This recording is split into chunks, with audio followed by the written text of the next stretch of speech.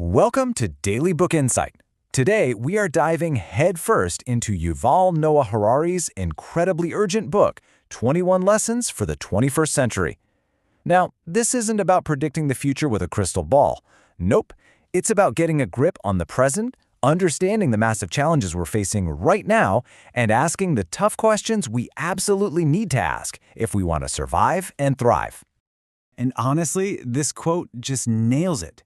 We are all drowning in data, in fake news, in endless distractions. Harari's main point is that our biggest challenge is learning to cut through all that noise, to see the world clearly, and to actually understand the huge forces that are reshaping our lives. Because without that clarity, we're basically powerless. So where does he start? He starts with the stories we used to tell ourselves. To really get why we're all so confused right now, Harari wants us to look back at the 20th century. For generations, people had these big, grand stories, ideologies that explained everything. They explained the past, they made sense of the present, and they gave us a roadmap for the future. But that map, well, as we're about to see, it's been torn to shreds. For most of the last century, these huge global stories were always in a fight for dominance. They defined our politics, our economies, you name it. You could almost think of them as the main operating systems for human civilization. And what's so wild when you look at it this way is just how fast this all happened. In 1938, you basically had three choices on the table: the fascist story, the communist story, and the liberal story.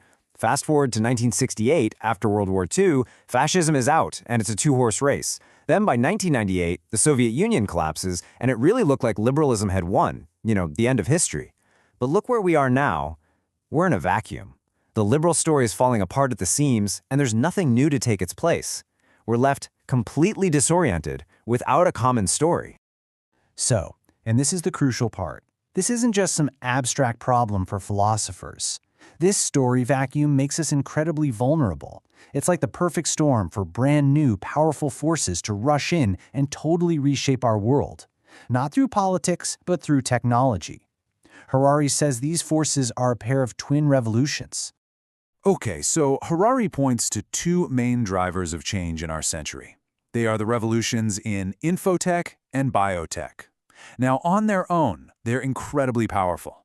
But when they start to merge, they create something the world has never seen before. And this lays out the challenge perfectly. Think of it like this. On one side, you have infotech, which is learning how to hack us from the outside. Right? Netflix knows what movies you want to watch. Amazon knows what you want to buy. Soon, an algorithm might know who you should marry better than your own mother does.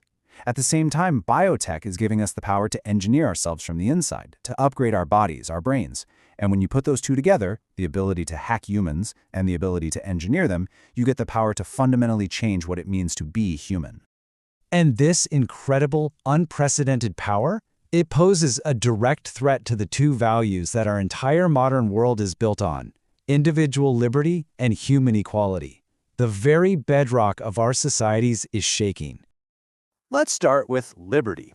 For hundreds of years, the liberal story has told us that our feelings are the ultimate authority. Follow your heart, the voter knows best.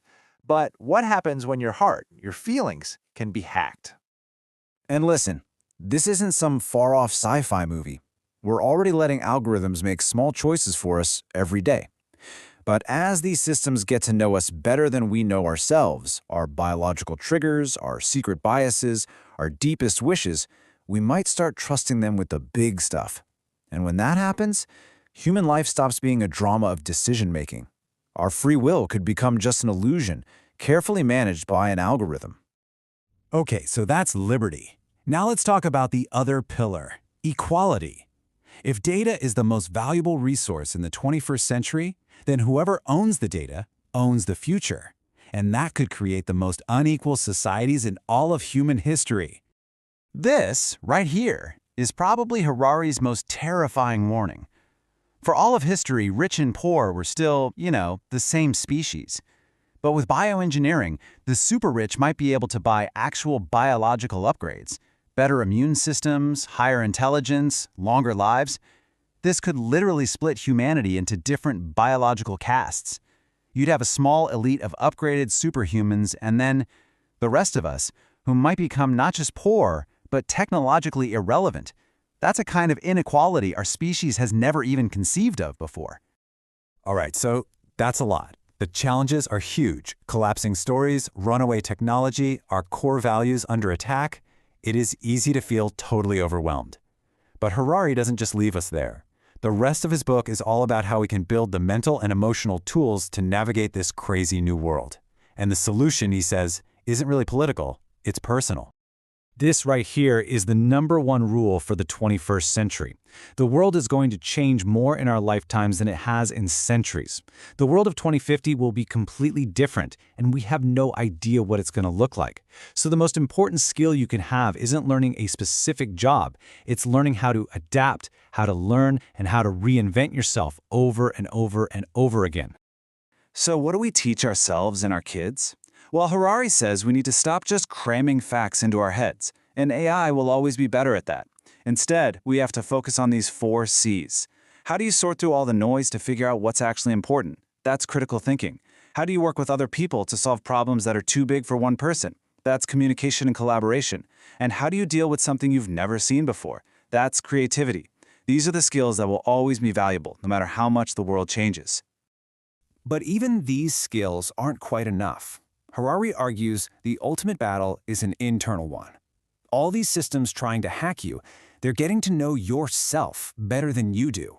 They know what makes you tick, what makes you scared, what you secretly want. To stay free, you have to win the race to know yourself first. And this is where he brings it all home. His final and maybe most important lesson is about mindfulness. And he's not talking about it as a way to relax or de-stress. He sees it as a critical survival technique. It's the skill of paying really close attention to what's happening in your own mind, your thoughts, your feelings, without getting carried away by them. Why is that so important? Well, if you don't know where your own feelings and desires are coming from, you'll never know if it's really you wanting something or if it's an algorithm pushing your buttons. Mindfulness is the tool you need to take back control of your own internal operating system. And that is the huge final question Harari leaves us with.